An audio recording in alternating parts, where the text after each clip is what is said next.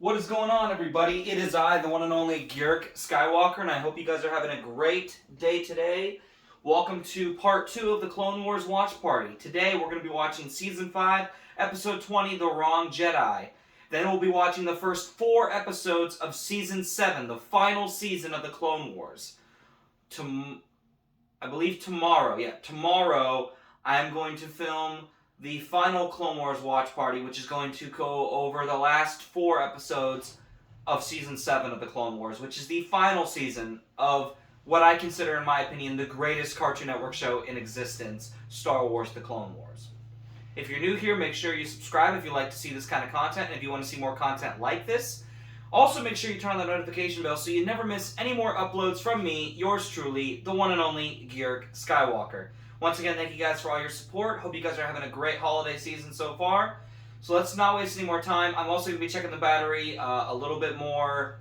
I'm going to be a little more proactive on that today because I don't want it to die on me. I mean, it died on me like at the very end of the Clone Wars movie, so it really didn't matter as much. But I want to give you guys a proper outro. And we have one more really long movie to get through, which is going to be Revenge of the Sith, which is 2 hours and 20 minutes. So anyway, Season 5, Episode 20, The Wrong Jedi. On trial for murder, Ahsoka is expelled from the Jedi Order.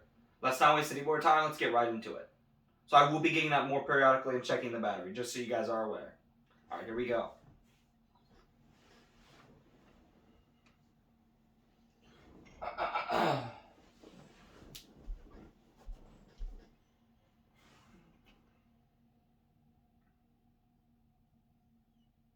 I'm also glad because I got the camera in exactly the area and the position I want it to be in. So that's also really nice.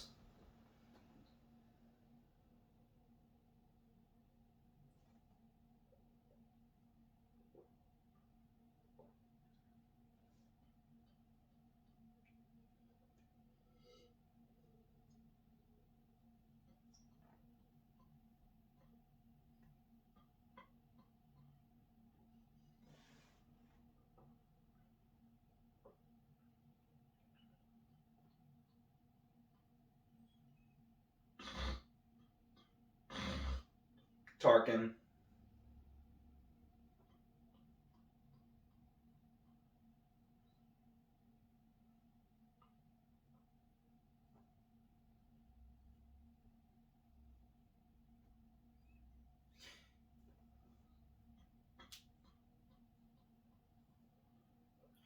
You know what I really hate about the Council of the prequels, especially this time, is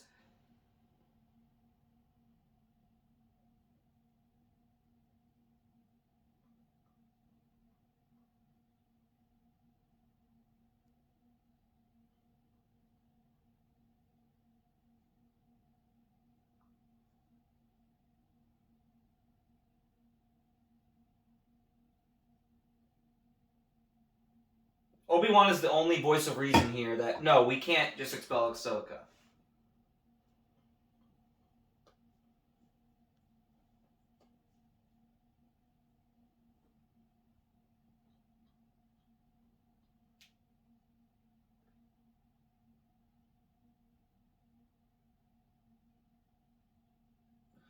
Here's the problem. The Jedi were not meant to be involved in politics or embroiled in politics this close. That's the problem with... That's why the Jedi Order honestly needed to be wiped out. I'm going to make this clear. I am not in any way condoning the genocide that befell, especially the children. I am not condoning genocide in any way. The Jedi Order did need to be disbanded and reset. So the Force willed that they were killed off, and it is truly sad. I mean, I'm not condoning genocide in any way. Genocide is not the answer to the problem. It's not the answer. It's not the solution to the problems with the world. It's not the answer to what the Jedi Order really needed. What the Jedi Order needed is they needed someone to reconfigure the Constitution and the rules and the conduct. Some of the things that they believed in at this time in the prequel era, especially near the end of the prequel era when you get close to Revenge of the Sith, they were just way too involved in politics, and they had lost their place as peacekeepers, and they had become literal soldiers. And that was not the Jedi's place. They can defend the galaxy, but they were not meant to be soldiers.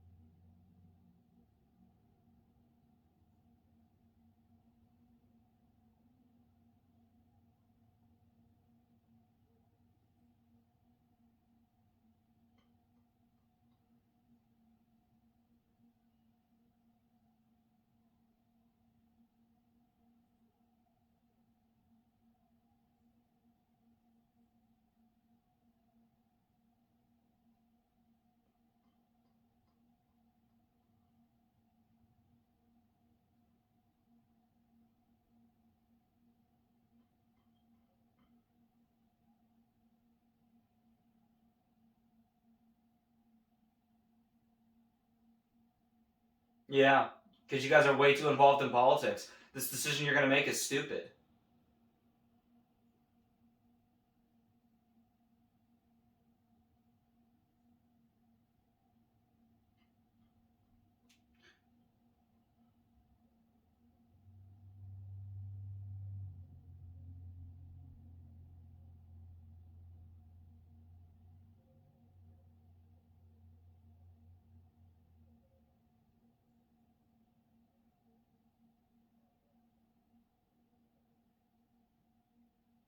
Idiots. Complete and utter idiocy and arrogance of the Jedi Order. And let me be clear, I'm not simping for Ahsoka. I love Ahsoka's character. I'm not like an Ahsoka fanboy or fangirl by any means.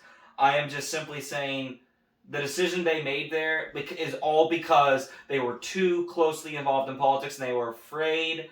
They were afraid of the dark side and the repercussions of doing a traditional trial. And had they done that, they may have reached a different decision, but I don't know.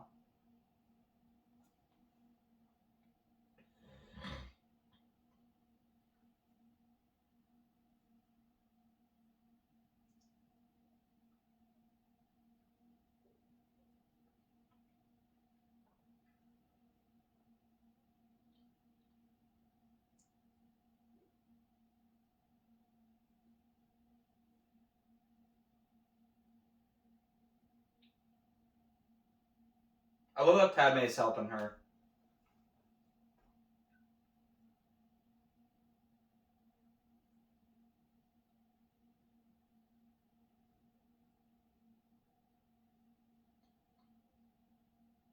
Padme is just such a great.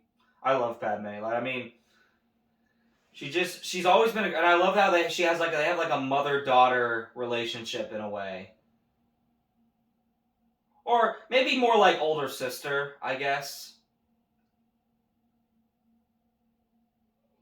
I love how Anakin also finds Ventress in the lowest depths of Coruscant. I just think it's so funny that he finds her there. I mean, I guess he knew where to look.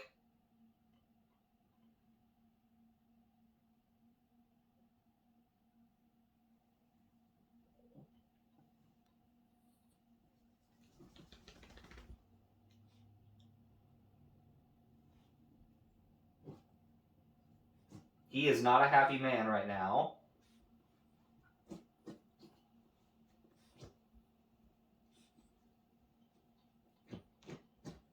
Anakin, are you trying to kill her or are you trying to solve something? Oh, he's force choking her. Nice. He's choking her like Vader chokes Captain Antilles in A New Hope.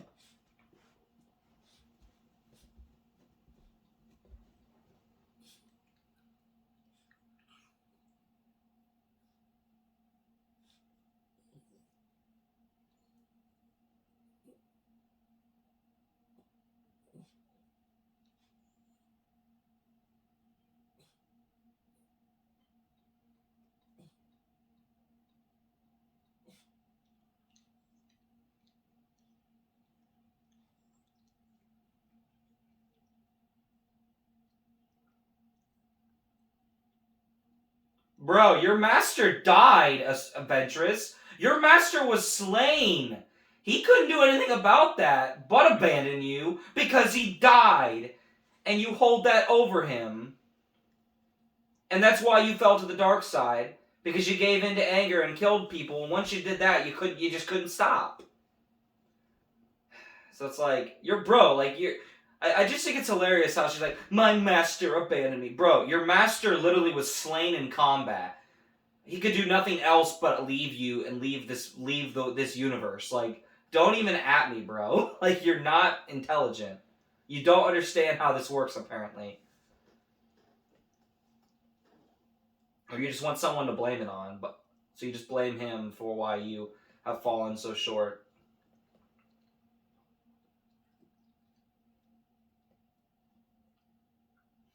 I gotta say, Padme is a giga lass.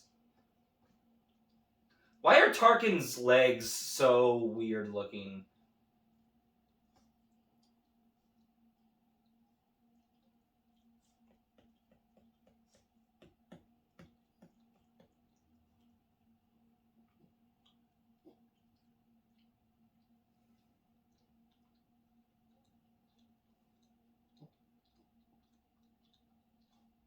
And I love how Tarkin's voice actor in this show also went on to voice him in the Rogue One: A Star Wars Story when they brought him back in full CGI, and he also voices Obi-Wan, the older Alec Guinness Obi-Wan Kenobi in Rebels and in Lego Star Wars: The Skywalker Saga. I love it. It's great.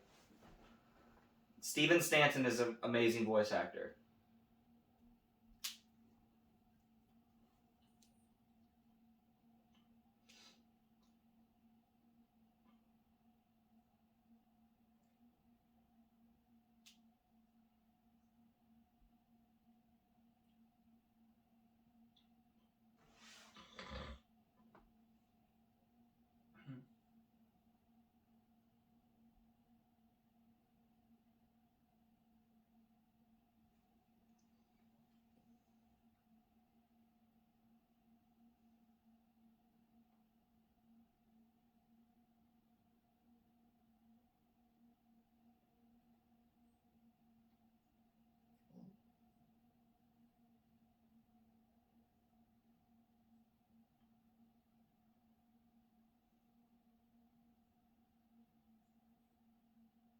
Anakin is like not playing around right now. Like he is about to eat. Like she tells him that it's Barris that told him to go to the warehouse, and Anakin's just like, "If you're lying, you're dead." I'm like, "Okay, all right."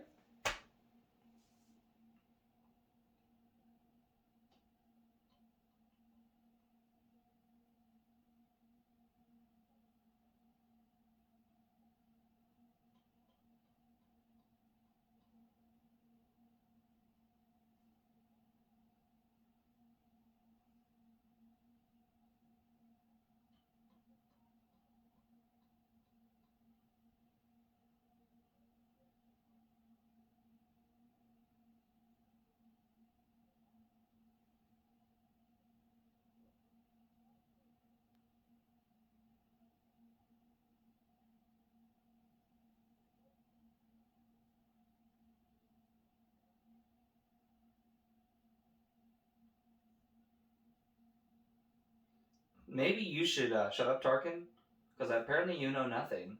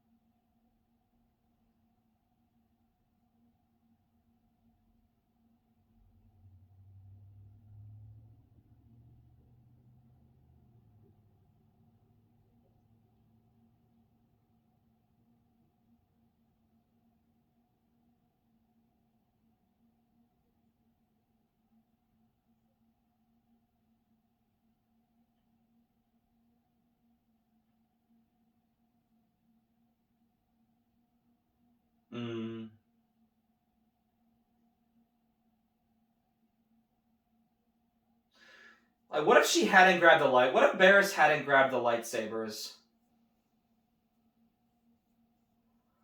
Like, what if Barriss hadn't gotten the lightsabers out? Like, what, Anakin would have just struck her down?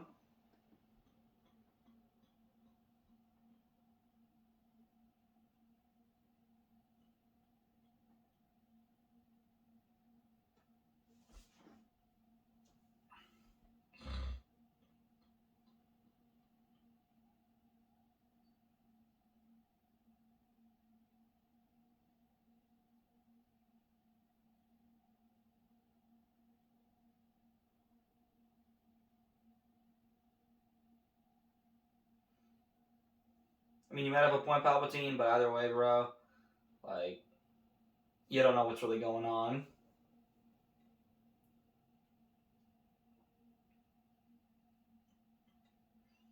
I love when Anakin just uses his lightsaber and Barriss's blue lightsaber. Just, it's a dual fight. I just think it's so great. The lightsaber duels in Clone Wars are just so great. And then you get the Jedi Temple Guards coming in with their dual-wielding yellow lightsabers.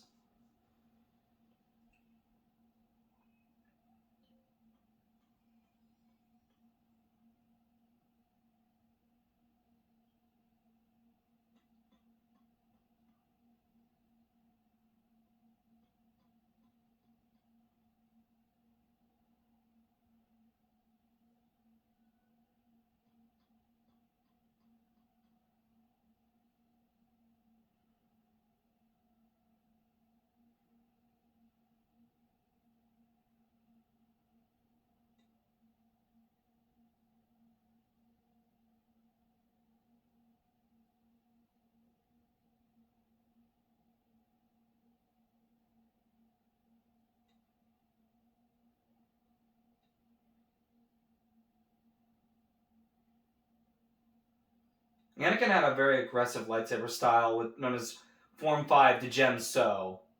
And it was very large, very hard attack strikes. And I believe Luke later on would actually... Luke in Legends He mastered Obi-Wan's form, Form 3 Surisu. He mastered Makashe. He mastered Form 5 Djem So, his father's lightsaber form, which he also used in episodes 5 and 6. And I think he also mastered Form 7 because he made it legal for his Jedi Order to use it, because again, he allowed dark side abilities to be used, but he said, listen, no ability is inherently good or bad, it's how you use them. So you can use Force Lightning, but you need to not use it in anger. And he actually unlocked new potential for the Jedi Order to use dark side abilities like Force Choke, like Force Lightning.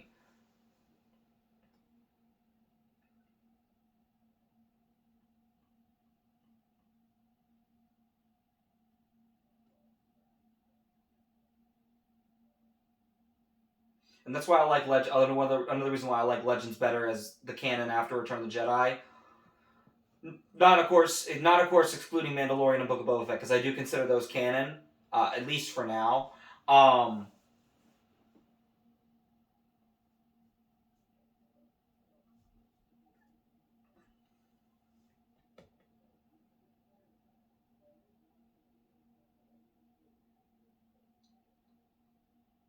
Barriss isn't wrong about the Republic failing, but like the way she went about protesting the Jedi Order, the way she went about it, terrorism is not the answer.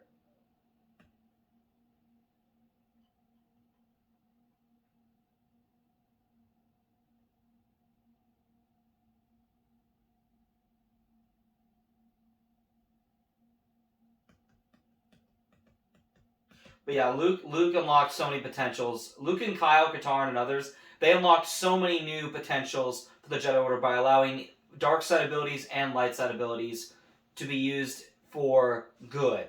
Dark side abilities being able to be used for good.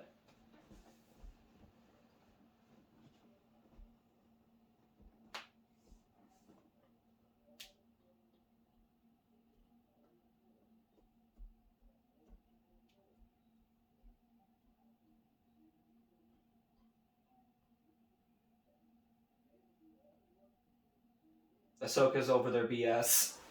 Like, we know that the Force... Mace Windu be like, we know that the Force works in mysterious ways. This was actually your great trial. Bro, you literally expelled her because you're so embroiled in politics.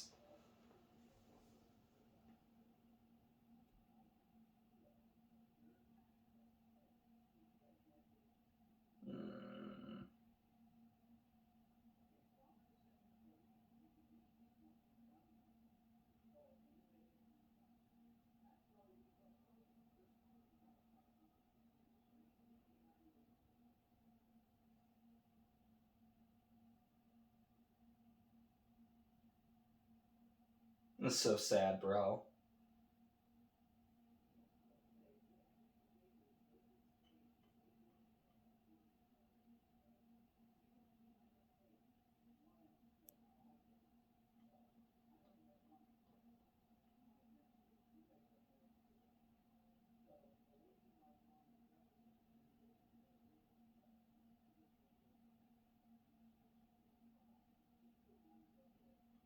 Obi-Wan wanted to go after Anakin, but Plo Koon just held her back. Because Plo Koon knows Ahsoka very well as well, so...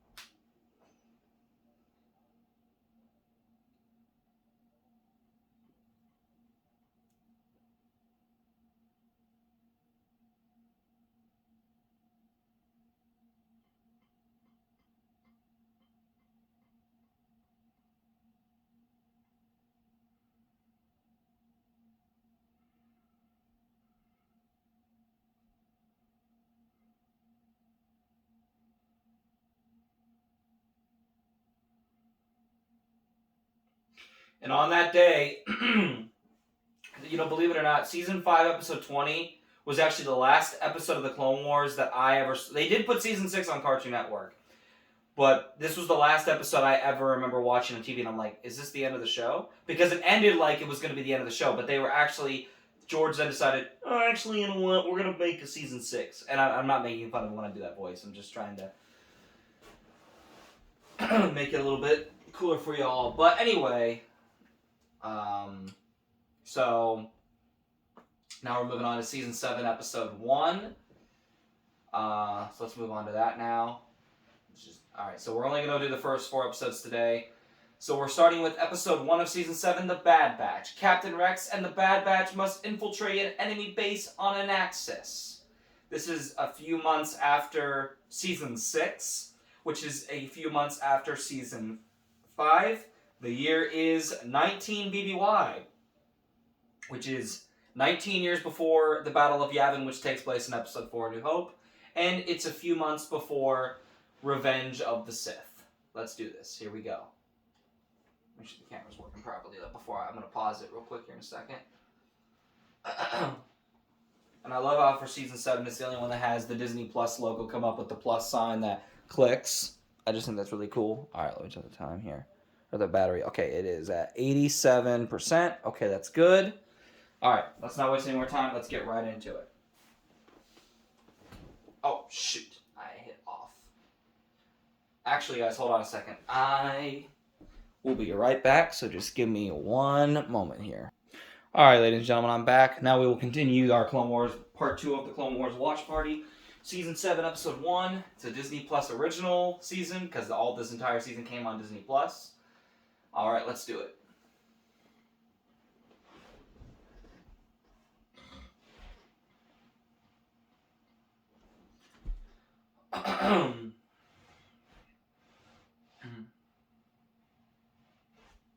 Embrace others for their differences, for that makes you whole.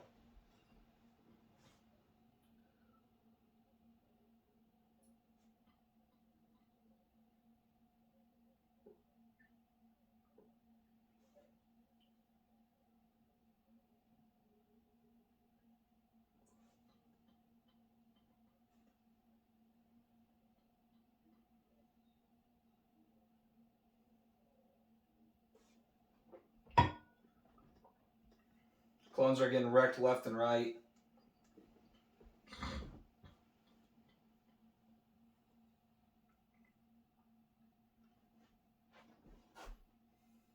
Rex and Cody.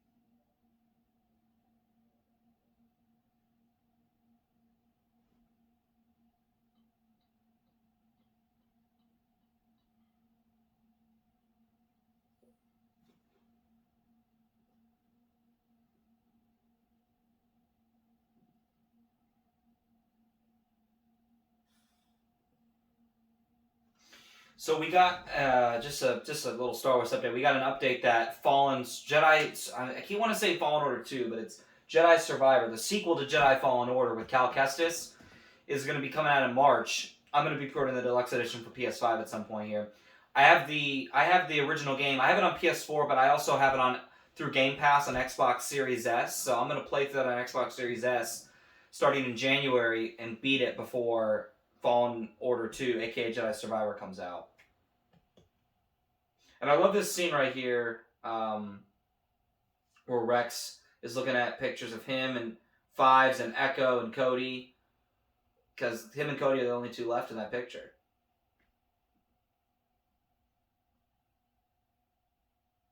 Heavy, like, Echo is the only one left of Domino Squad. He'll always be the one that's the only one left of Domino Squad.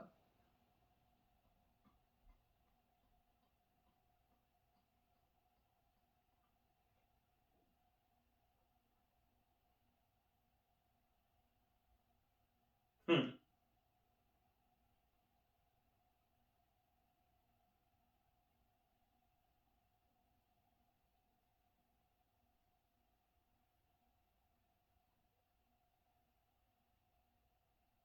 Hmm.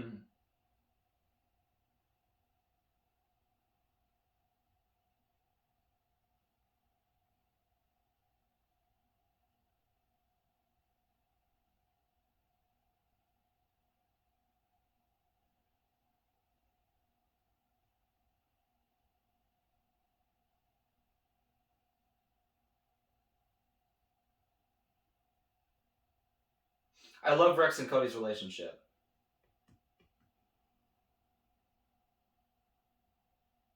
Clone Force 99, the Bad Batch.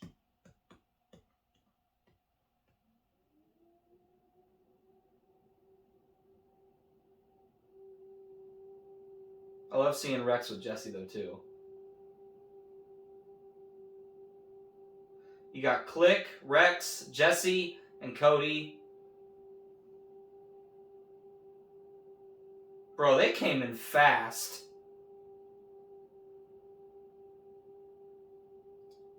That shit, they almost could have killed somebody.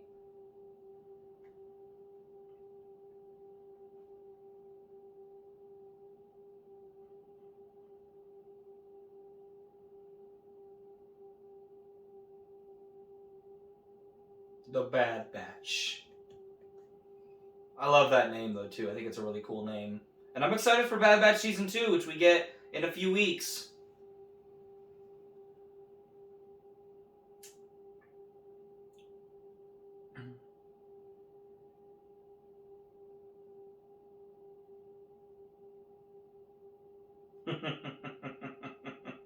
I love Wrecker.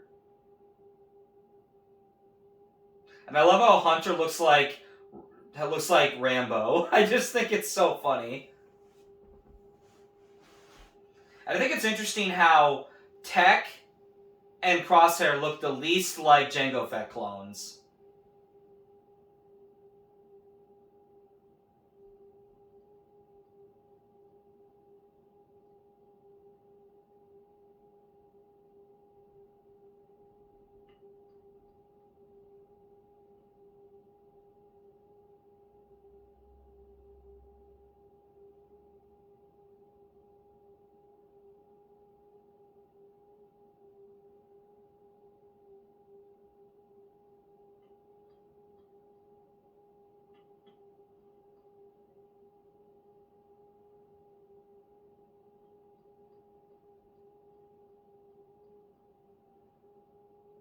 Useless information tech.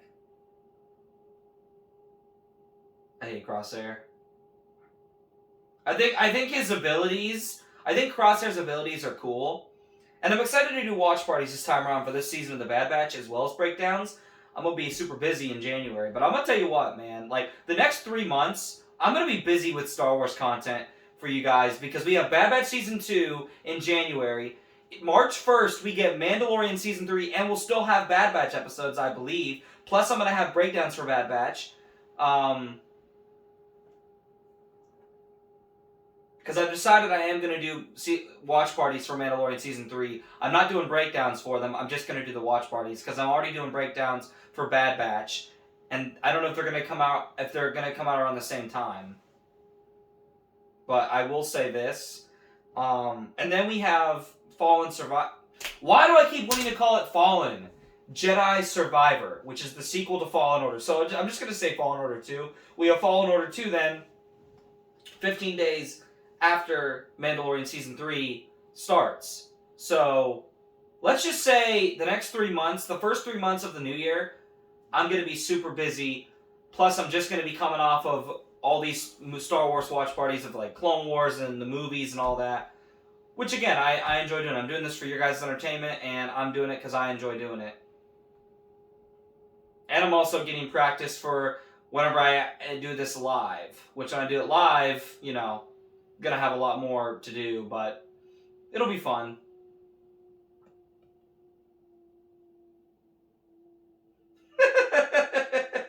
Rucker's just all like, "We're going down!"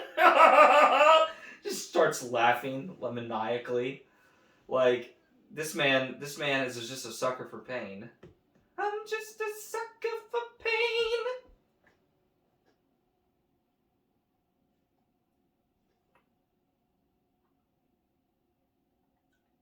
And they don't like regular clones. Well, they don't hate regular clones, but Wrecker's just all like, Crosshair's like, you guys are pretty cool for regs.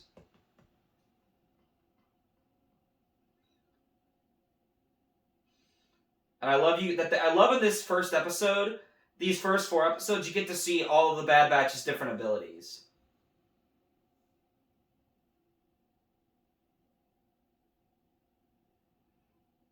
Wrecker just has this ungodly super strength. I think it's cool, though, to see a clone with super strength. I think that's actually really cool. Kaboom! Ship explodes.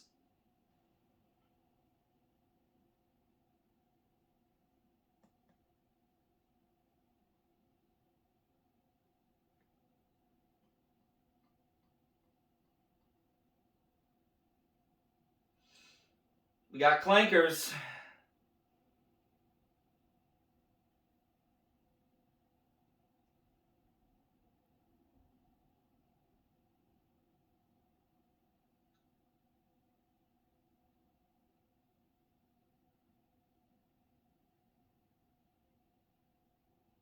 I love that they have they've just said they have names for their plans.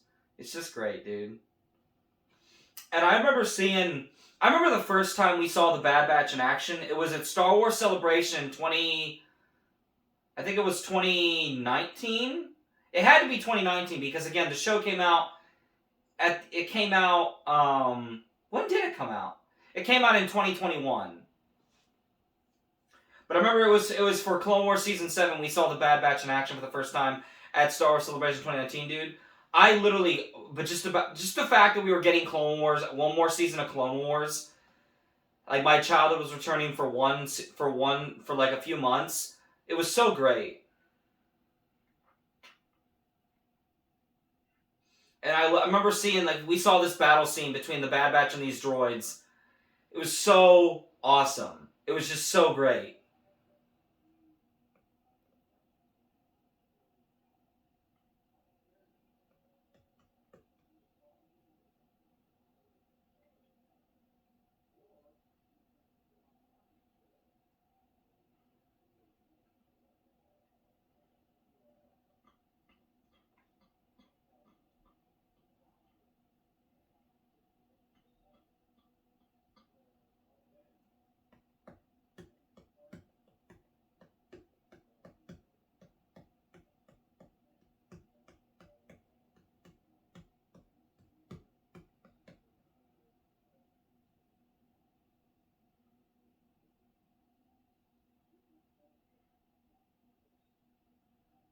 Hmm.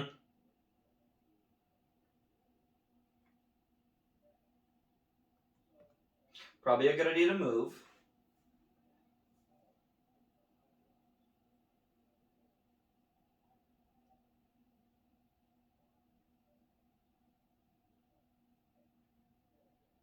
Ooh, commando droids. And of course, that stupid tarantula-looking fricker, Admiral Trench, is somehow still alive after almost getting blown up. I love that, like, half of his body now is like cyborg. Like the left side of his body is now cyborg.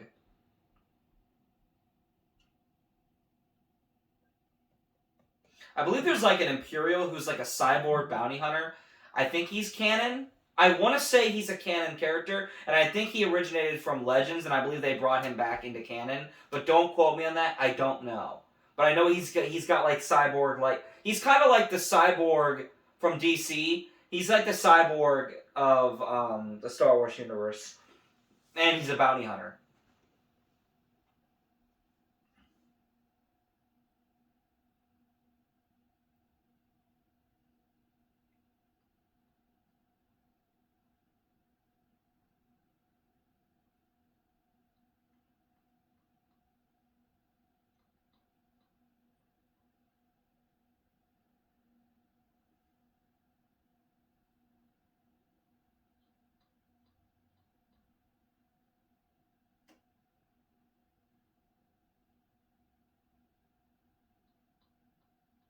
Hunter's the best map to find the enemy ever.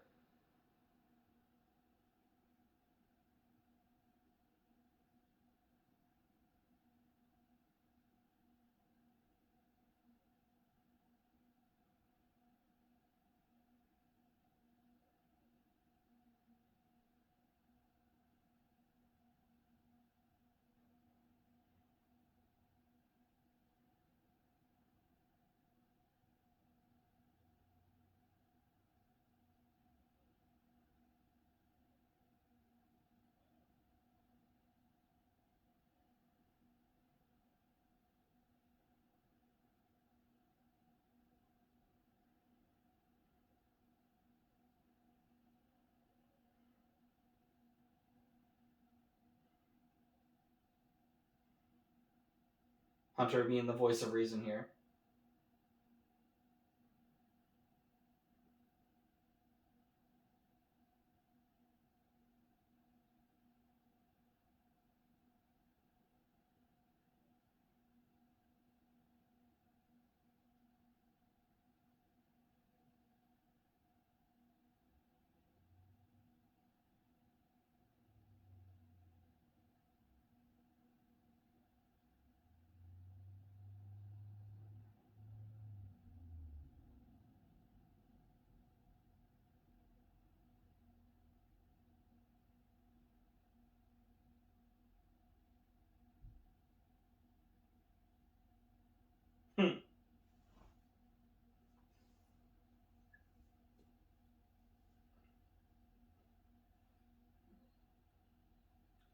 And then when this scene happened, when they all rush in to the facility, to the cyber center, this to me was when I felt like, Clone Wars was officially back. And it was just so great to see them all back in action. It's just great to see that classic action that I grew up with.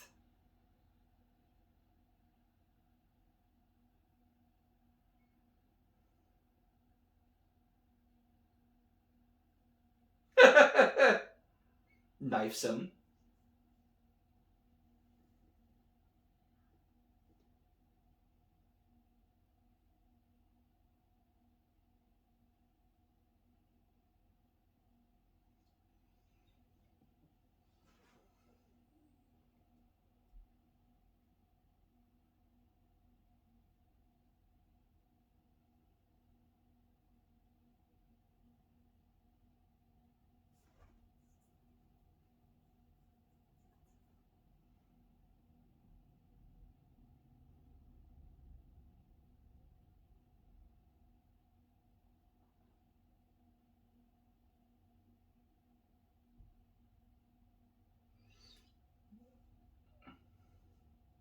The droids might be good at following, programming, but I'm gonna tell you what, they can't. They don't think like the clones do, and that's why. Other than the fact that the clones have the indomitable human spirit, it's the reason that that they're living beings and they can think for themselves. That's why the clones win. Not just because Palpatine wants them to, but also because they have the indomitable human spirit. They have the ability to think freely for themselves. They can still follow the orders that they're designed to follow, and they can deal with all the stresses of war that regular humans can't deal with properly. At least for the most part, anyway. There are some exceptions.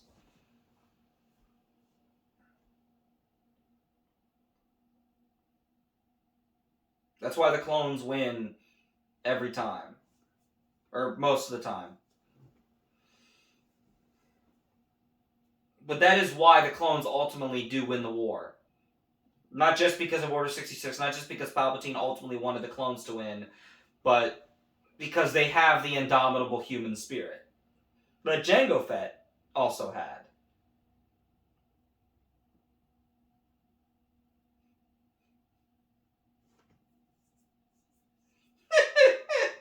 That man just got his head shot off, quite literally.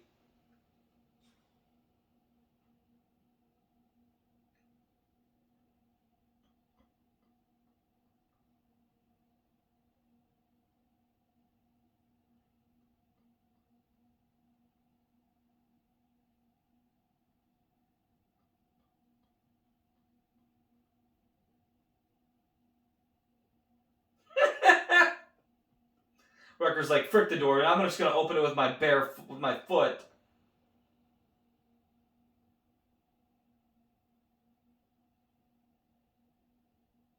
And I love how they gave Wrecker the Clone Commando SMG. I love how they gave him that SMG from Republic Commando. Now again, I only actually recently played Republic Commando for the first time a couple years ago, and it's a really good game. I mean, it's not my cup of tea. I mean, I personally enjoyed it for what it was. My buddy Firelord MM Quispy loves Republic Commando. That was the first video game. Republic Commando was the first video game my buddy Firelord MM Quispy ever beat. And of course, he read the Imperial Commando novels and stuff like that.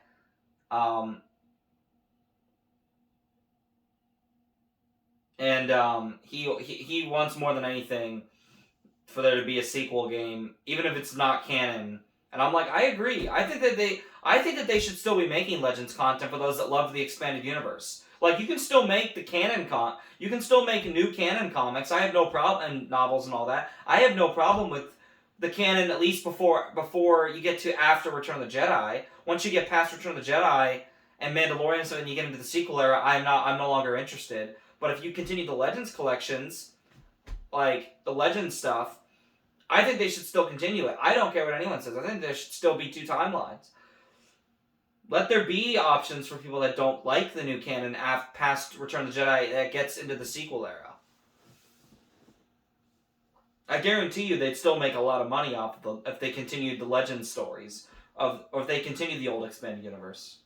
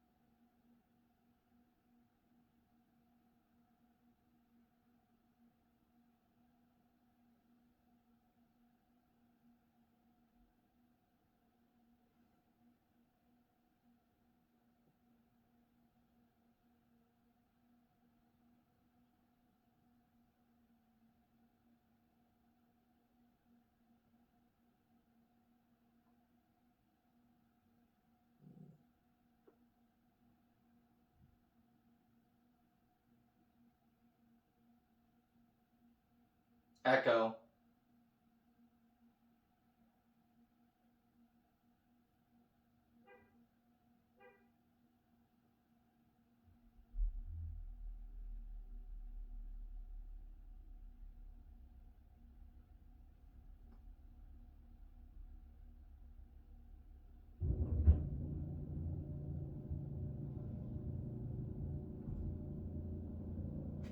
Make sure I'm not getting a phone call here.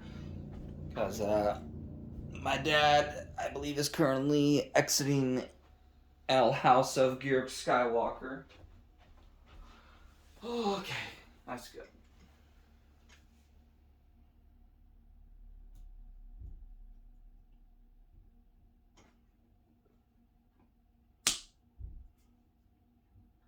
I'm going to check the battery right now. You guys keep watching along.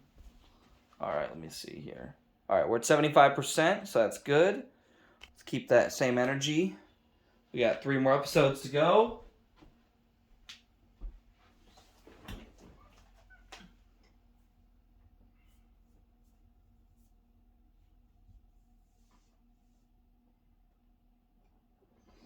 And I think it's great that Echo lived. I think it's really, really great that Echo did live.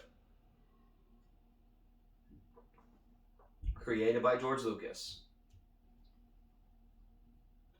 Season 7, Episode 2, A Distant Echo. Anakin Skywalker, Rex, and the Bad Batch make a shocking discovery on Skako Minor. I love how they play the original Clone Wars theme music that was going to be the original theme for the Clone Wars. I think it's great. Alright, on to Season 7, Episode 2.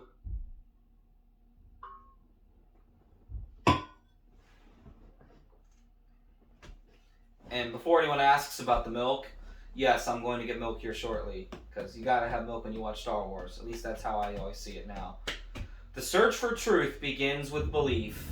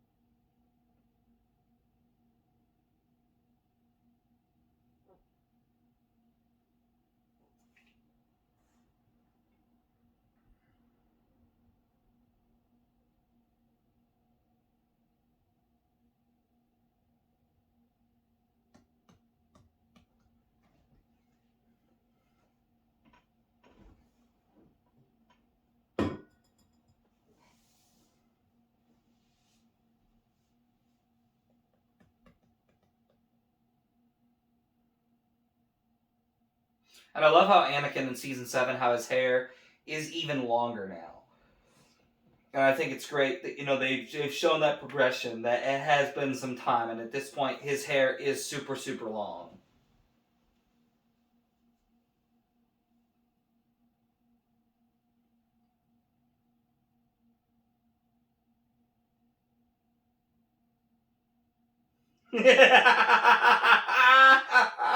Anakin's like, we have that thing to do first. And Rex is like, what thing? You know, that thing. And Rex is like, we don't have time for that, sir. And Anakin's just like, yes, we do. This part of this episode is probably one of my favorite parts of this episode. Takes Rex's helmet. Rex stands guard while Anakin goes and talks to Padme. Doesn't even realize she's pregnant, but you literally can see the pregnant belly bump. And I think it's great because, again, he was in the Outer Rim Sieges before he gets home after rescuing the Chancellor in Revenge of the Sith.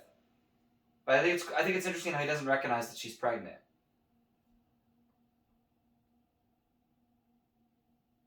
She doesn't have that much of a belly bump, though, quite yet.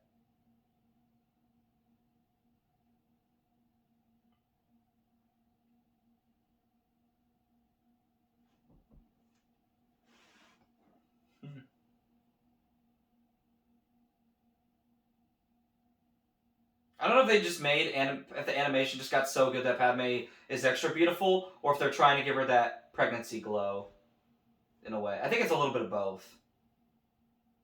Maybe I'm just sentimental. I don't know. Obi-Wan's coming. Rex is just got, oh crap.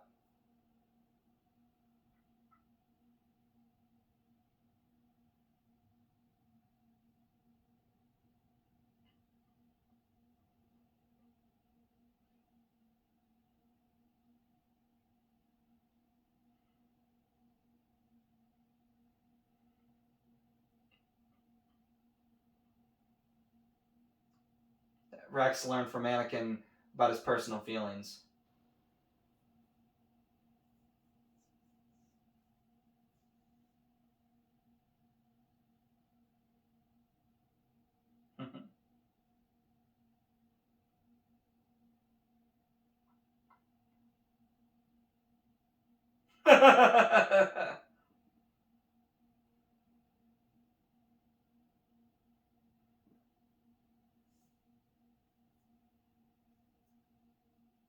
Hmm.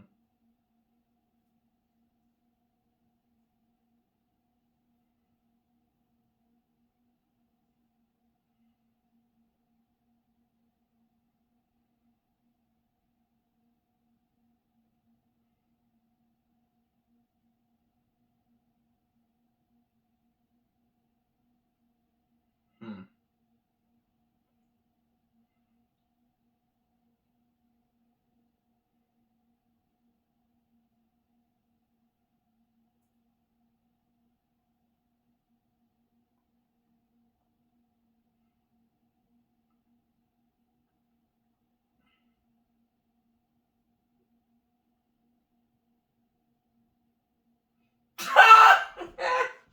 Freaking Obi-Wan just goes, I hope you at least told Padme I said hello. Anakin just looks back like, don't even start with me. Like, I don't think anyone's in the dark. Like, Obi-Wan is not in the dark. He knows Anakin and Padme be together in that way. Like, he's not dumb to it. He knows. I think he always kind of has known. He just didn't know yet that Anakin was going to be a father. Neither did Anakin at this point, but he doesn't know that Anakin's a father until he has to confront Padme about Anakin turning to the dark side.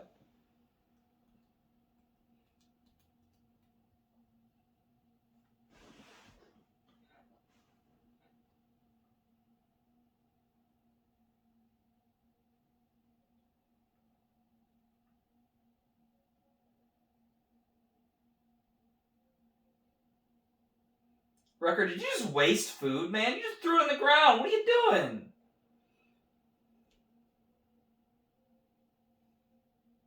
That is hardly what I would call sanitary. Or proper use of your food resources.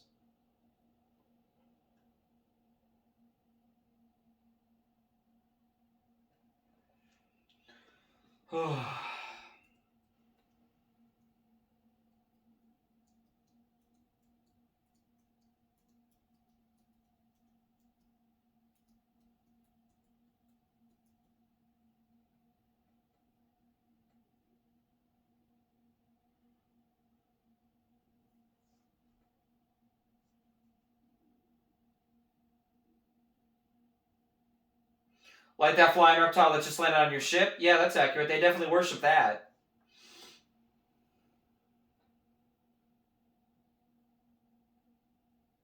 And they just decided to run out there anyway.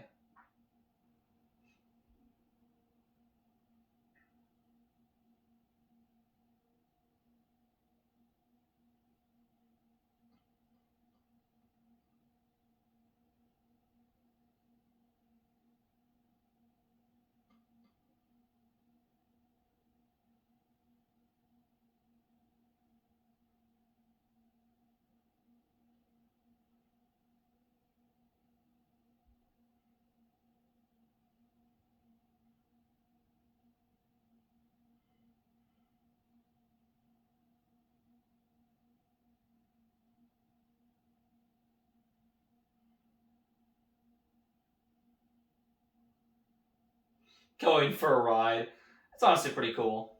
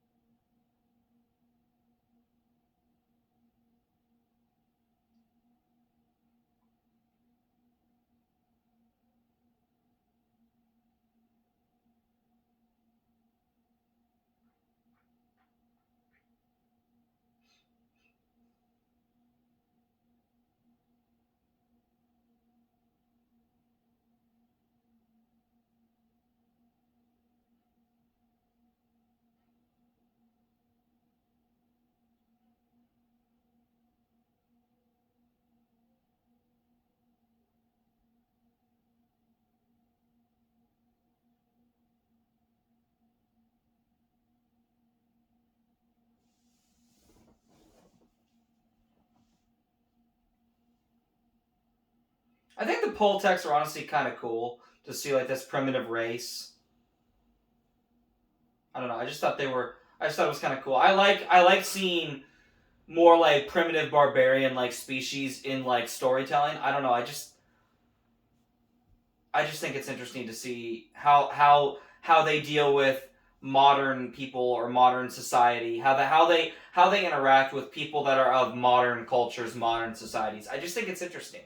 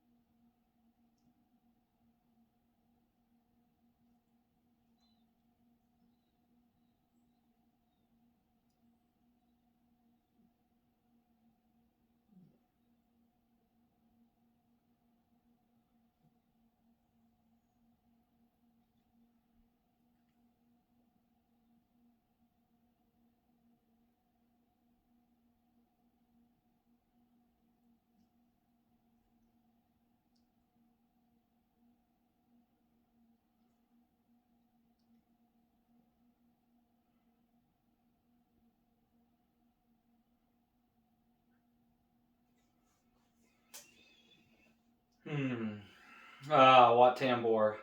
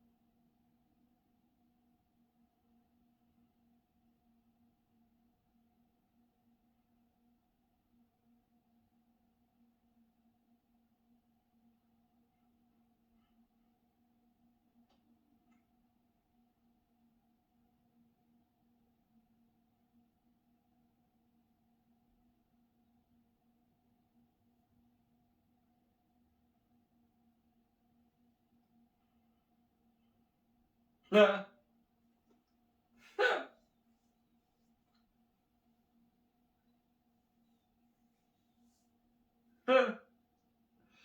got a problem with gravity, he says.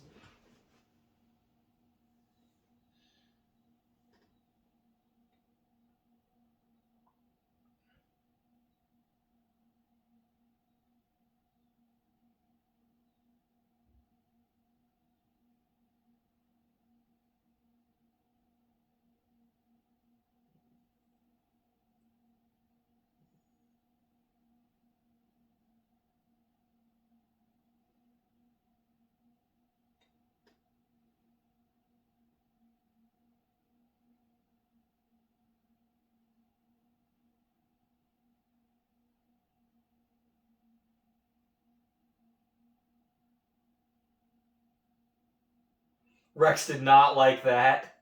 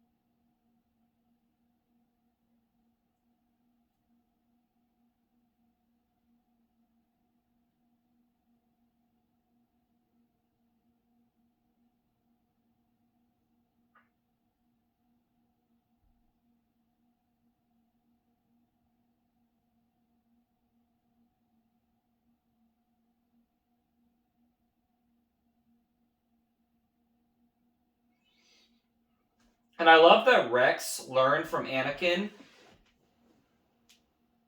how to have emotion and how to have compassion and how to, care for your friends. Like, because again, not to say the clones didn't have a brotherhood, but it was a different type of brotherhood than other brotherhoods. Like, it's not that the clones didn't love each other, but again, when a clone would fall next to another clone, you had to keep fighting. You could be upset about it, but they had to keep fighting. They knew it. But Rex learned from Anakin to cherish friendships and to do anything to rescue them, which can be a weakness, but also can be a strength. And I think it's cool that the clones learned from the Jedi compassion and self-sacrifice too.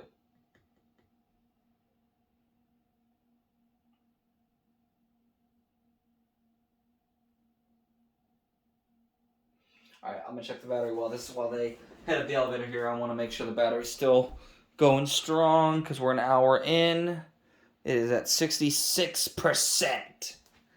Execute order 66.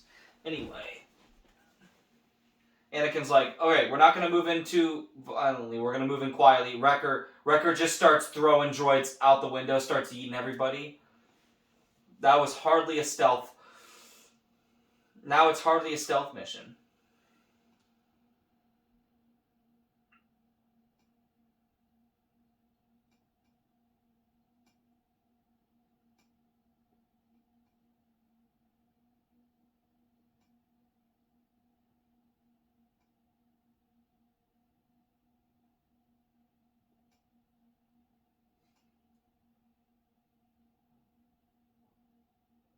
I just got excited.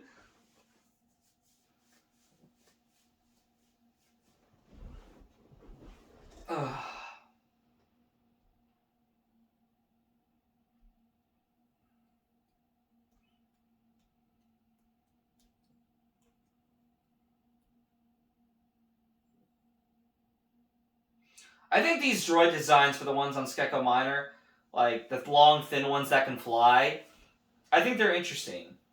I think it's an interesting design.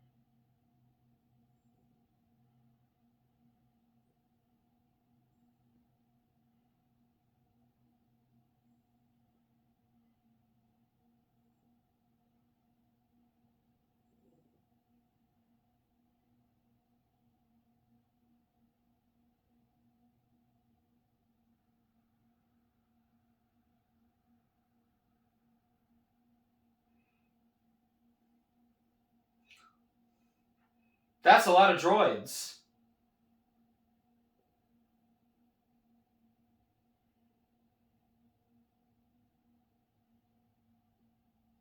And Anakin comes in with his lightsaber ready to go. Beautiful animation, dude. It's just such... Like, I gotta say this. Lucasfilm's animation was ahead of the curve, I believe. I mean, Lucasfilm was always on the bleeding edge of technology and groundbreaking designs for how they told their stories. And I really truly believe that Lucasfilm is the best part of the best company that Disney owns. I truly believe that 100%. And I'm gonna stand by that even till the probably even when I no longer care about Star Wars. And what I mean by that is, again, I may not I may not necessarily be done with Star Wars, but I just have to say it, guys. Again, if Mandalorian Season 3, and even the other seasons going forward, if there's going to be more seasons beyond Season 3 of Mandalorian, if they go way too far into the sequels, I'm done watching. I don't care if it's good or not. I don't care.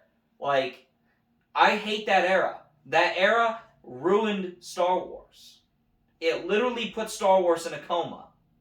2017 and 2019, the era of 2017 to 2019 was the worst, at least until we got Mandalorian Season 1, was the worst era for Star Wars. Everything preceding 2017's The Last Jedi was fine. It may not have been as good or as perfect, but like, everything was fine until we got to The Last Jedi. And I will never forgive Lucasfilm for what they did to characters that, not the ones just that I grew up with, but the characters that people that are in their 30s and 40s that still love Star Wars, that literally grew up when the original trilogy was coming out, or when it was hugely, hugely popular in the 80s and the 90s. Like, they ruined characters that are legacy, that are legacy characters. And I will never forgive them for that. Until they fix it, or until they decanonize the sequel era. And I hope to God they have the balls to do it, because here's the thing. If Dragon Ball can decanonize a series like GT that was not good for Dragon Ball as a franchise, if DC can decanonize the DCEU, which they just did, I don't know if it's going to stay decanonized, but I think it is going to stay decanonized. And if Dragon Ball can also decanonize movies that don't add up or make sense with the lore of the anime series or the manga, then Star Wars needs to do the same. They need to decanonize the sequel era, they need to recanonize the expanded universe, or they need to start fresh. Period. I think the only two movies at this point that need to stay canon, or that are good and are at least decent enough to stay canon, are Solo and Rogue One. That's it. Those are the only two films I can say at this given time that are worthy, in my opinion, of remaining canon from the Disney Star Wars era.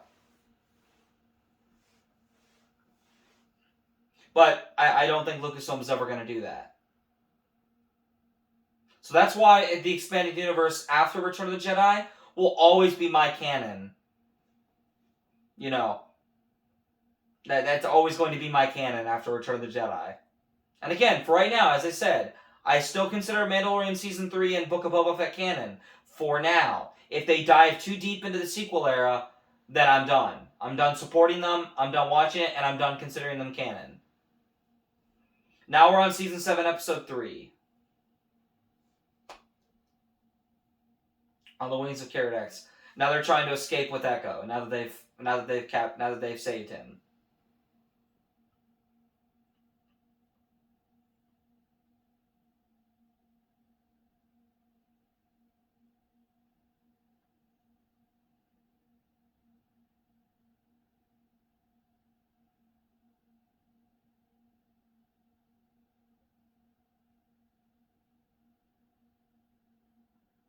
I love how Echo is the only clone now. He's the only clone left to Domino Squad, but more than that, most of the clones are tan. He's the only clone at this point, past that point, when you get to the Bad Batch, that's ghostly white. He's the only clone that's ghostly white.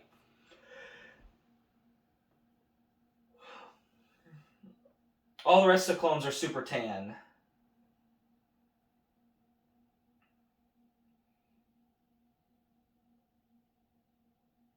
Alright, I'm gonna check the battery again. And we're gonna see where we're at right now, because I gotta keep tabs on that. We're at 62%. Alright. I'm actually gonna go grab a drink, guys. I'll be right back, so hold on. Alright, ladies and gentlemen, I am back. That's gonna be the last break I take. Let's get to these last two episodes, and then I'm gonna end things off for the day. And I gotta get grinding on Skywalker Saga. I'm on a Jan Kloss right now, actually. And then I gotta get some gains, so we are now continuing Season 7, Episode 3 of The Clone Wars. Let's do it. We're 2 minutes in right now.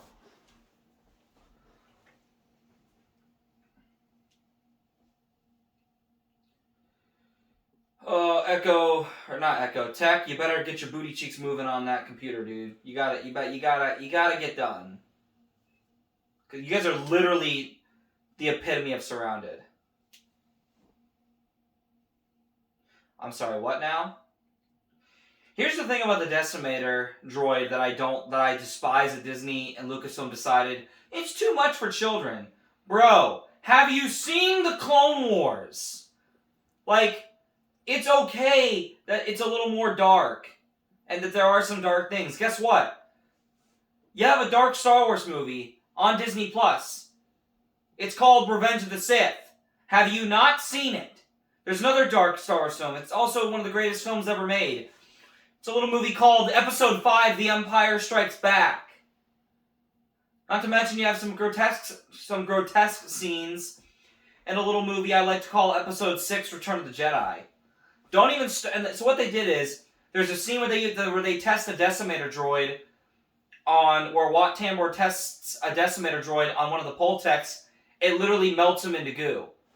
And you get to watch it in 4K, pretty much. So it's like, Like, I'm sorry. I think that should have still been in there. Like, it's not a big deal at the end of the day now. I mean, it is what it is. Clone Wars still has its dark moments, and I think those dark moments are definitely necessary to showing the gritty, dark sides of war, because war is brutal. Conflict is brutal. There is death. There is destruction. There is blood. There is gore. I mean, there are terrible, awful things that happen to people in war. Whether you're civilian, whether you're fighting in the war, whether you're, it doesn't matter. Because we live in a broken society. It's important to show those things. Now, of course, if you have kids that are 5 or 6, that's up to you whether or not you want to show them Clone Wars or not. I personally probably won't show my kids Clone Wars till they're at least maybe 8 or 9. But, I don't know. Every parent has to do different things.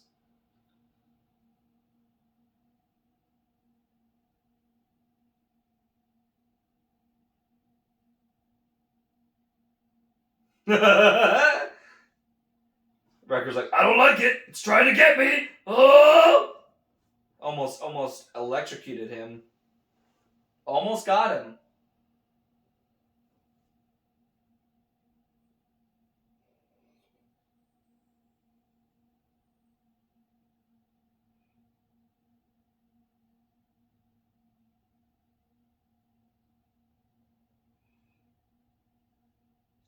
Rest in peace, your useless research, Wat Tambor.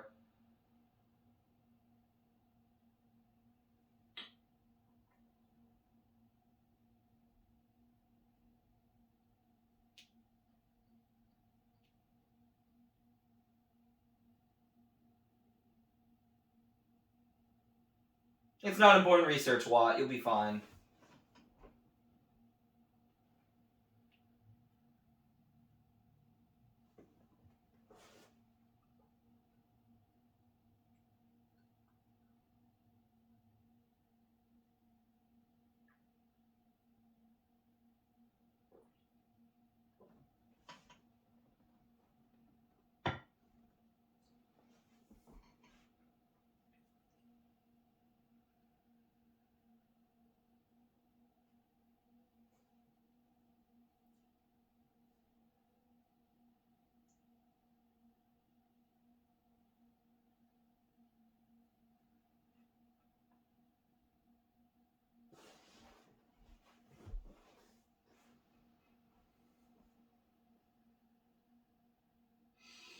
I do not like heights, and I do not like having to try to walk across something like a tri-ease rope.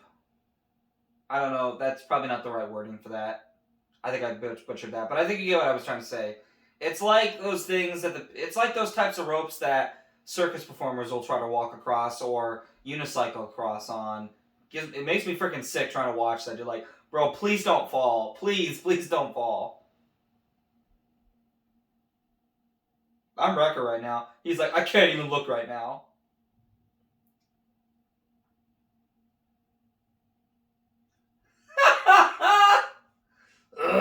I looked. I think I'm gonna be sick. It's just so funny.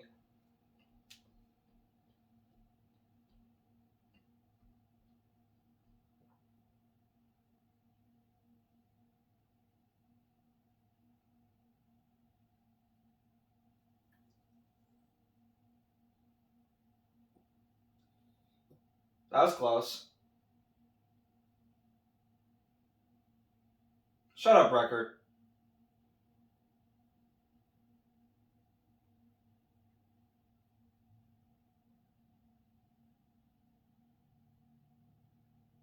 Okay, first of all, the sound that you hear of the creatures, that's not those reptilian creatures. That's the screech of an Acklay, which is the green spider-looking creature that tried to execute Obi-Wan in the Patriarchy Arena in Attack of the Clones. That's what that screech is. But maybe they have a similar screech. I don't know. Maybe that's their distress call. Who knows? Maybe that call just attracts those types of reptilian beasts on Skekko Minor? I don't know. I don't really know why they chose to go with an Acklay scream when when hardcore Star Wars fans know what that screech actually is from, like me, but it is what it is.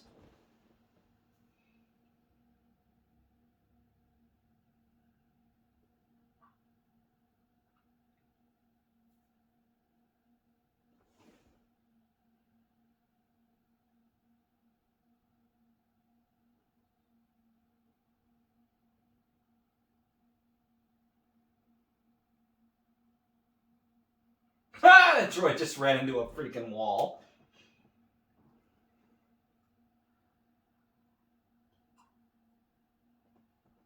Noise.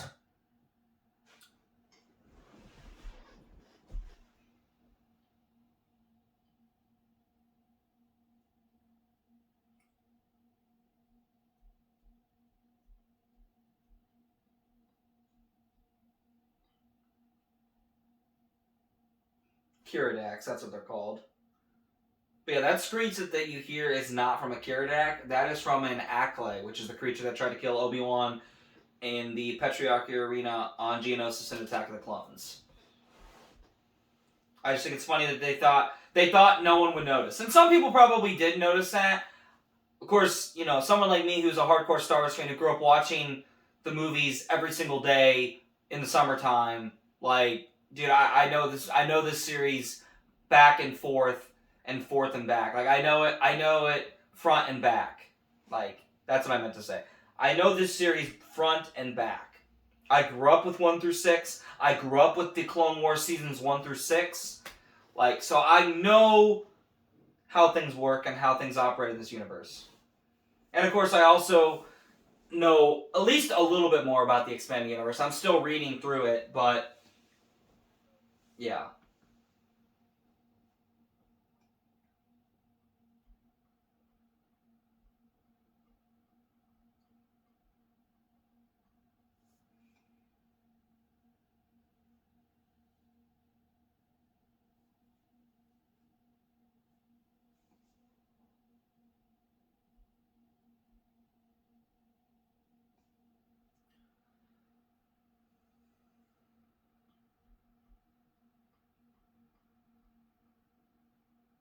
And now this primitive race has to choose between helping the Republic or helping the Separatists.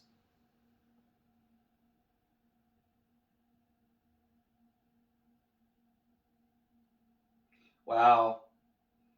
What a way to degrade somebody. Just literally calling them an experiment.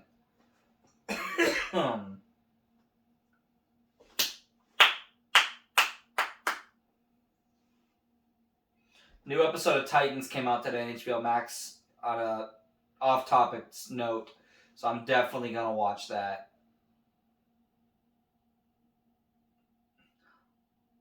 There's just so many shows I gotta get caught up on, man.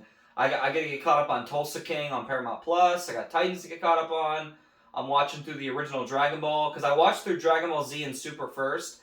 Then I watched GT, and I was working on both GT and the original Dragon Ball around the same time.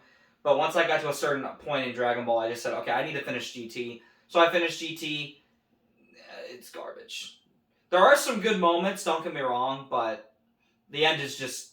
There's some nice moments at the very, very end, but I just don't like it. It's overall an ending I'm thankful that's no longer canon. Because for years it wasn't necessarily not considered canon. It was considered canon until about 2012 when they came out with an answer. That man just got absolutely wrecked. That native just got absolutely wrecked. Like, he tried to hold that dude down. That man got not one laser. That man got triple lasered 5 times. That poor man. I love those combat knives in Star Wars. I forgot what they're called right now. I'm drawing a blank, but I think they're just so cool. Oh yeah, vibroblades. That's what they're called. They're called vibroblades, or at least they're like a mini vibroblade knife in a way.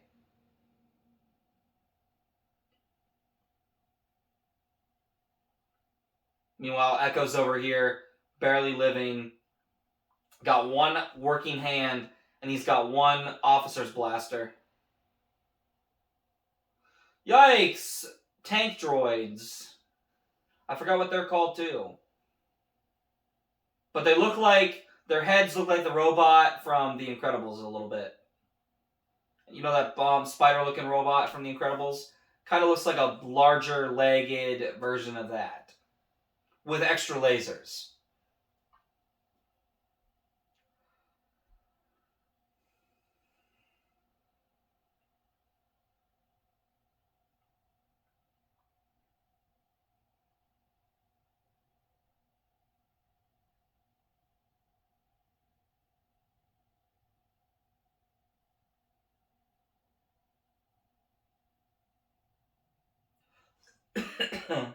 Oh, those poor people.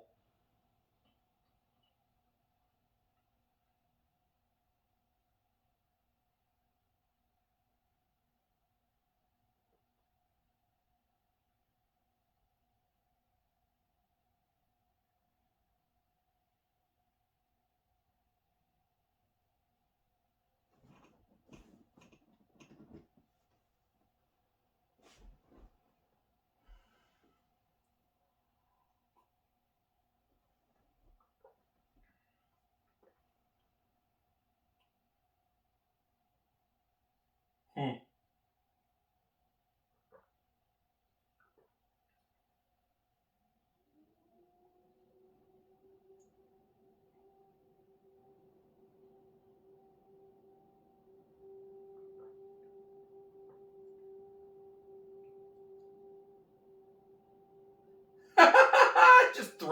He just yeets Rex. Rex is like, no, not again! Ah!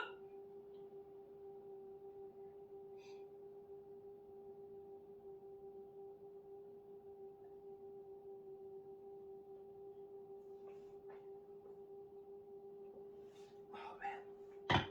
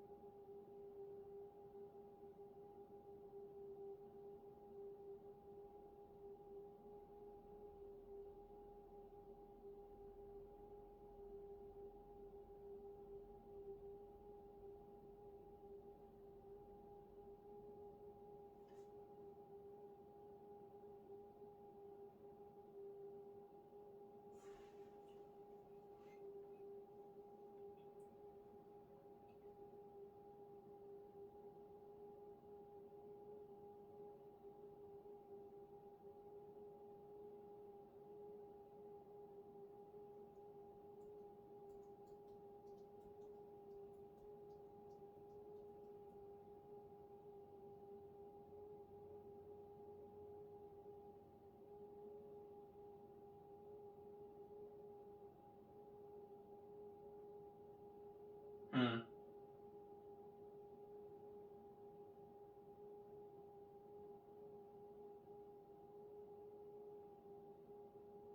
Yeah, hardly like old times.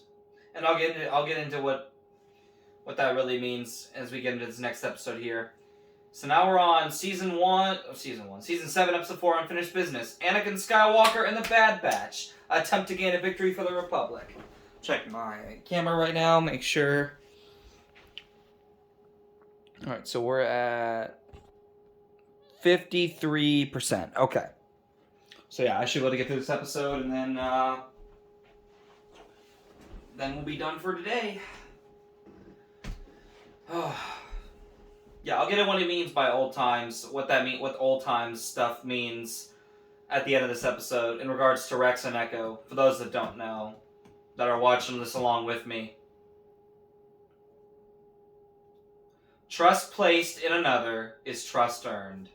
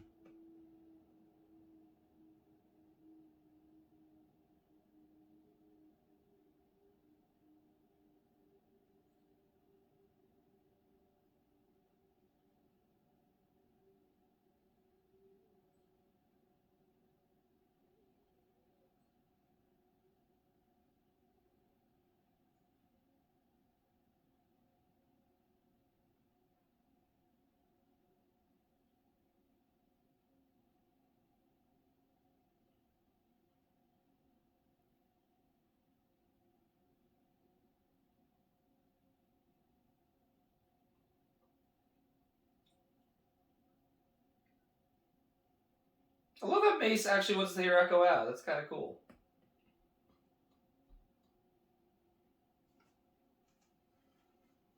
It's good to see Echo back in armor again.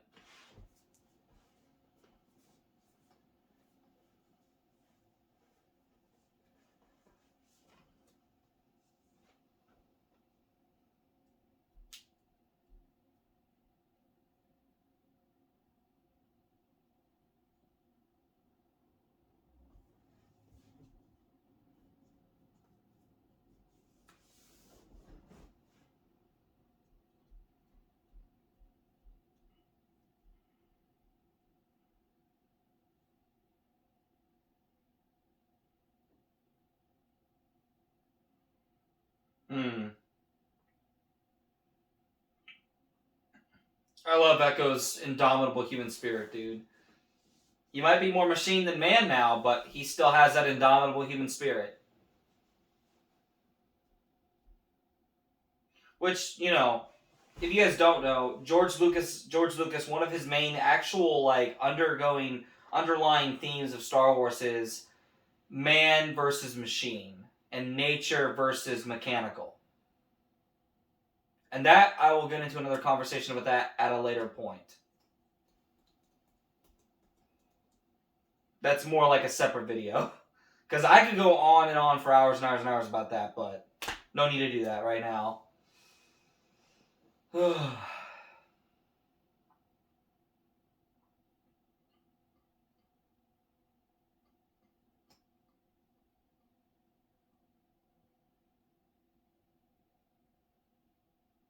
Man's just wanted to Wrecker's like, oh, I hate the word stealth. And I'm just like, Man's just wanted to blow something up.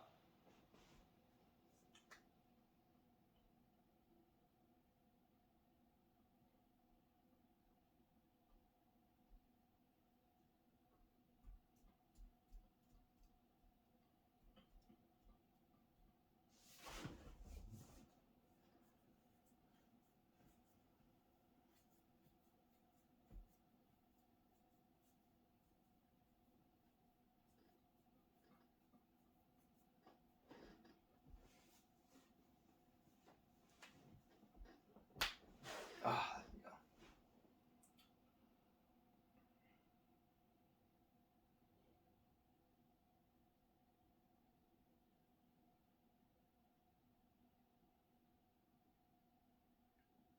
Are you guys serious? Like, I just thought Echo just made them believe, sent them out a signal that made them believe that it was one of their ships. But you can clearly see. But if they would just look outside, they would clearly see it's not one of theirs. I don't know. Well, I don't know. I'm not gonna get too technical about it. I guess it just I don't know. I mean, granted, they're landing underneath the ship.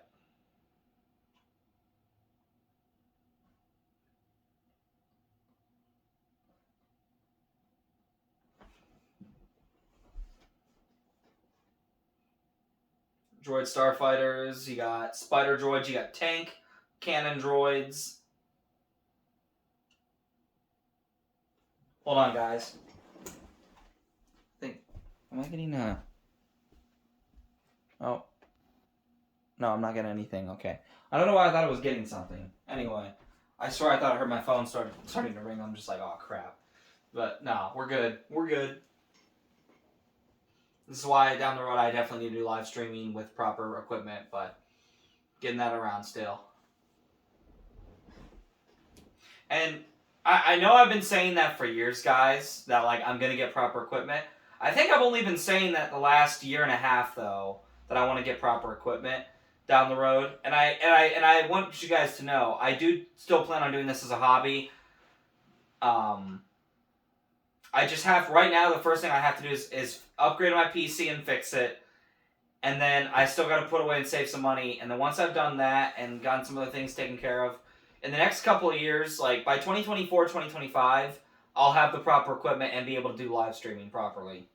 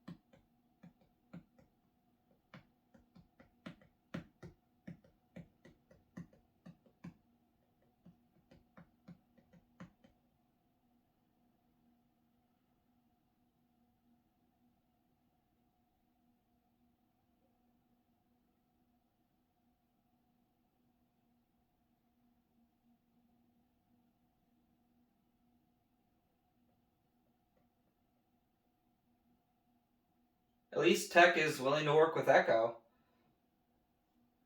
Because I think if Echo had just sent that signal out within the ship, without trying to make it seem it was appearing from Skeko Minor, they would have probably been compromised a lot sooner than they end up being compromised.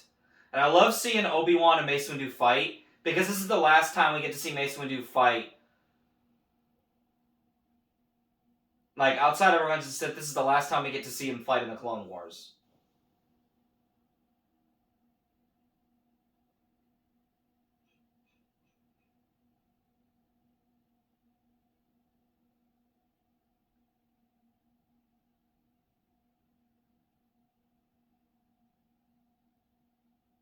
The droids are like, nah, fam, we don't surrender. Obi-Wan's just like, well, I guess it was worth the try. And then you got specialist troops, and you got the 212th Attack Battalion under Obi-Wan coming to fight.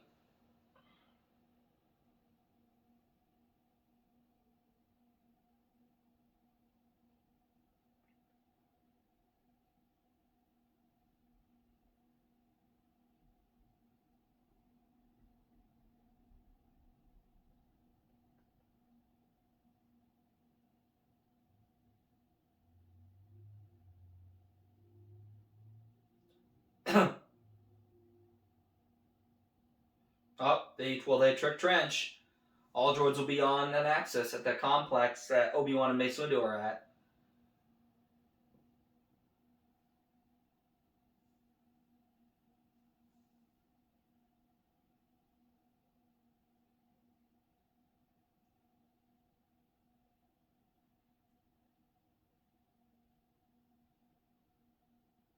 But then Echo's going to send a feedback pulse that shuts down all the droids.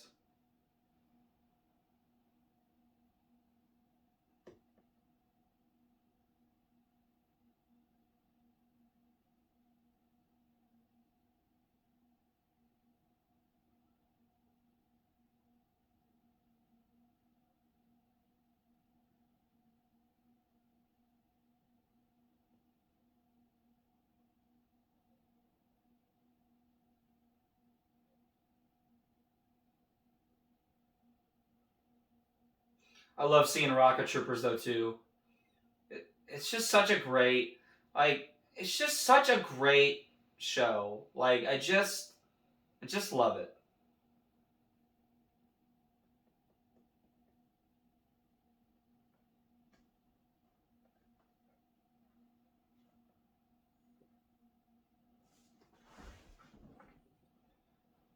To survive against battle droids, which you fought for 3 years straight.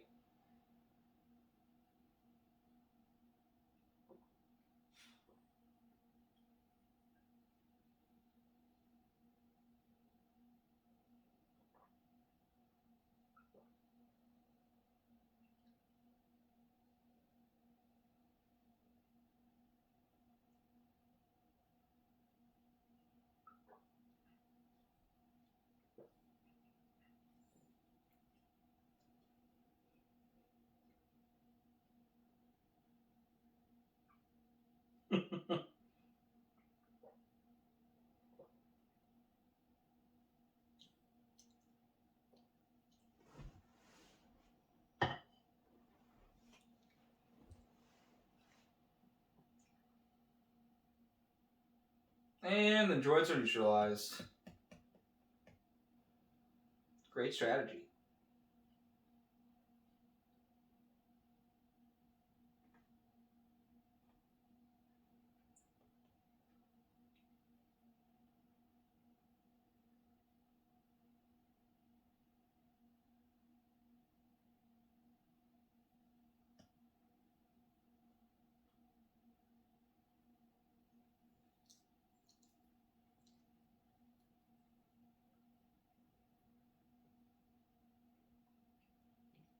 Oh, there was doubt.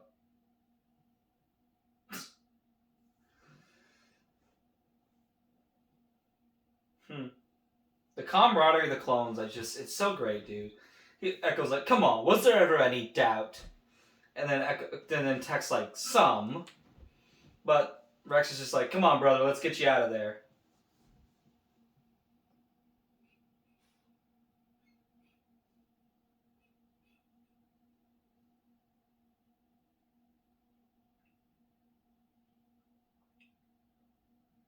And I'm really curious to see what's going to become of the Bad Batch, including Echo, as we get into this second season coming in January. Like, I want to know what happens to him. I want to know what happens to all the Bad Batch.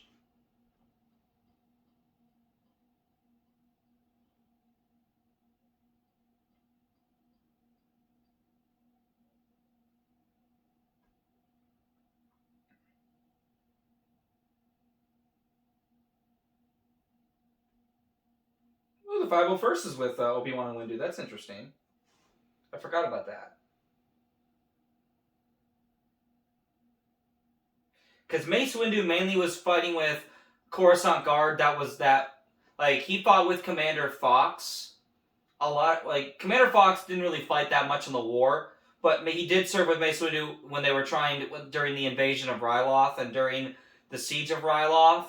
They helped liberate Ryloth. That was the one time. And then, of course, the Coruscant Guard did come and help Windu during the Battle of Anaxus, which is what this is. But then you also had Anakin's 501st and Obi-Wan's 212th Attack Battalion under Rex, who was under Anakin, and under Cody, who was under Obi-Wan. Oh.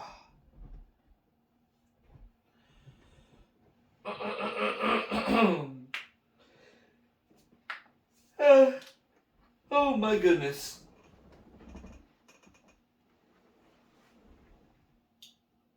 Oh. I remember the scene it was just so stressful.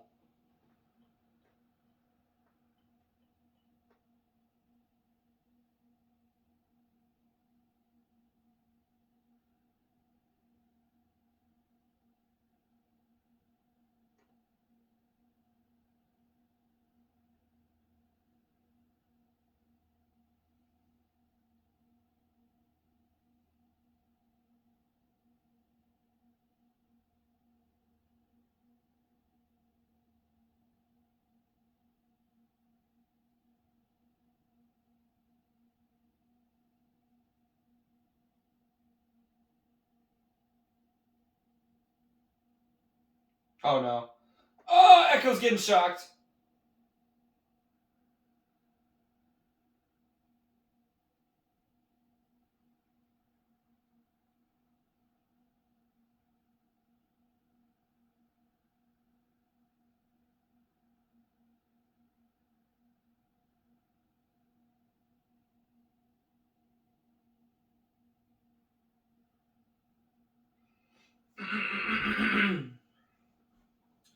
I'm glad Mace is on the same page as the clones. I think it's great.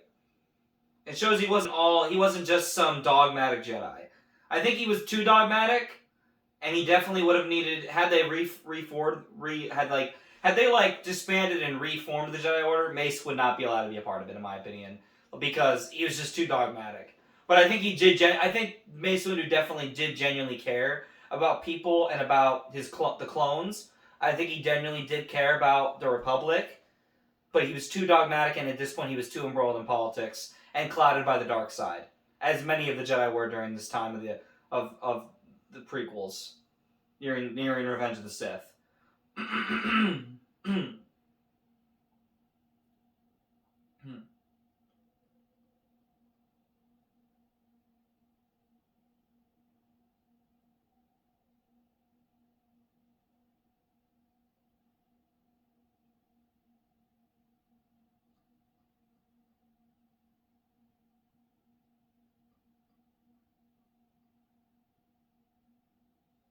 Just cut off his robotic arms.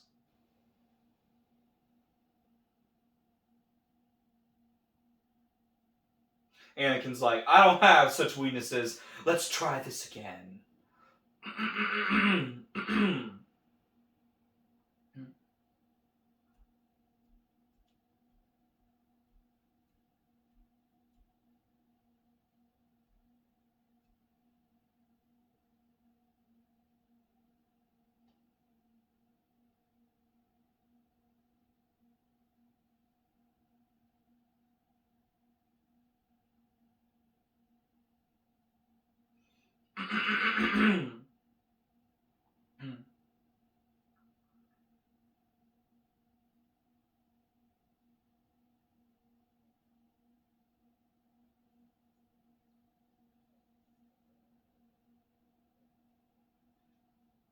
Trench tries shocking him. Anakin, even through the shocks, just stabs him right in the heart. Right in the chest.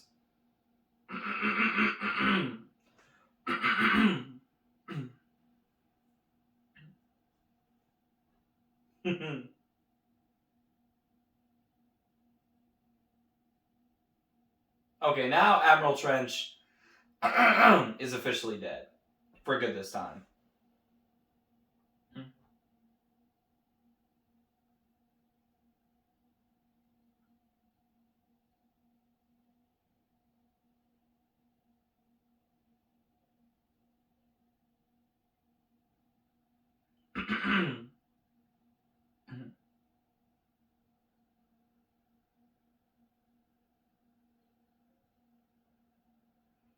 The wrecking ball just starts eating droids everywhere, punching them.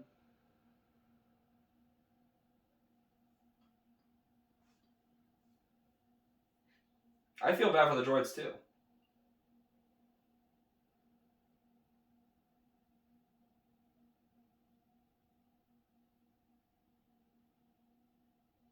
Hits him right in the face anyway. Not the face! Punches him right in the face.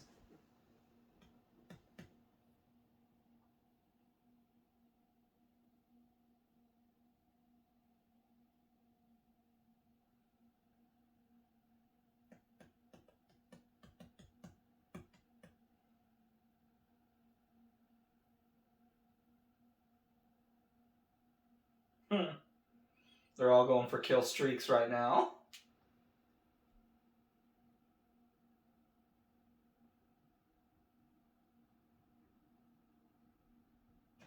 I'm gonna check my phone, make sure everything's still going good. Just want to make sure I'm being diligent about that. Got 42% on my phone. Okay, perfect. Good. Ooh.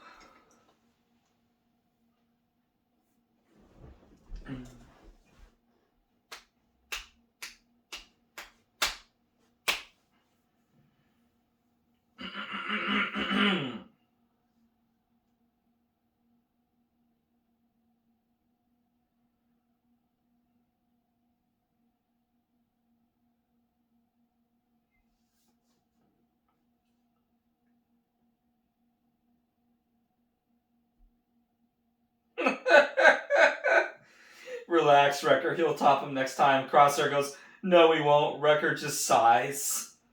Sighs of sadness.